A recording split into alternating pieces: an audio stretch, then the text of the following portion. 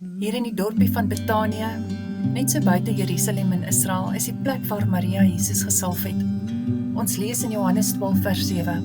Laat daar staan, sy het dit bewaar vir die dag van my begrafnis. 6 dae voor Jesus se kruisiging gaan hy na die dorpie van Betanië. Dit is die plek waar Lazarus uit die dood opgewek is. Daar is 'n heerlike feesmaal gehou by die huis van Simon die Melaatse, en baie was daar teenwoordig. Sy disippels, Lazarus en sy 2 susters, Martha en Maria. Op daardie oomblik bring Maria 'n albastervliesie met suiwer, kosbare nardesolie. Die waarde daarvan was 'n volle jaar se salaris. Sy het dit oopgebreek en oor Jesus uitgegiet. Die geur het die hele huis gevul. Dit was nie net 'n impulsiewe daad nie, dit was 'n profetiese daad. Jesus sê self in Matteus 26 vers 12, sy het dit gedoen om my vir my begrafnis te salf.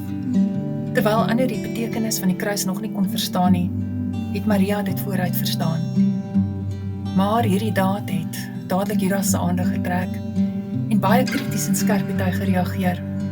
Waarom is hierdie olie nie verkoop en aan die armes gegee nie? Tog het hy nie werklik omgegee oor die armes nie. In sy hart was hy 'n dief. Jesus het egter tussen beide getree, laat daar staan.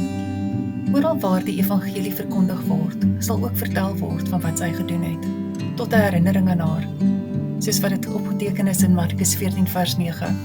Maria word in die evangelies uitgebeeld as iemand wat altyd naby Jesus was.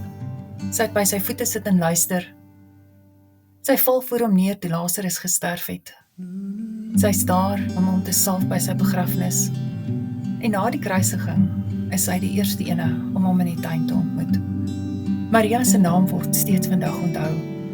Deur al die eeue is dit as 'n teken van liefde, om te gee sonder om terug te hou. Waar Judas gesteel en verraai het, waar die disippels gehuiwer en getwyfel het sy alles gegee. Hierdie daad van Maria kan ons laat dink, of ons kan aanhou om die Here te aanbid te midde van kritiek. En hoe lyk ons aanbidding? Is dit ook 'n lieflike reukoffer voor die Here? Ware lojaliteit aan Jesus is nie noodwendig woorde of groot gebare nie, maar 'n hart soos Maria se, iemand wat altyd by hom wil wees. Mag ek en jy soos Maria van Betanië lojaal en vol liefde wees, en kan staande bly te midde van kritiek.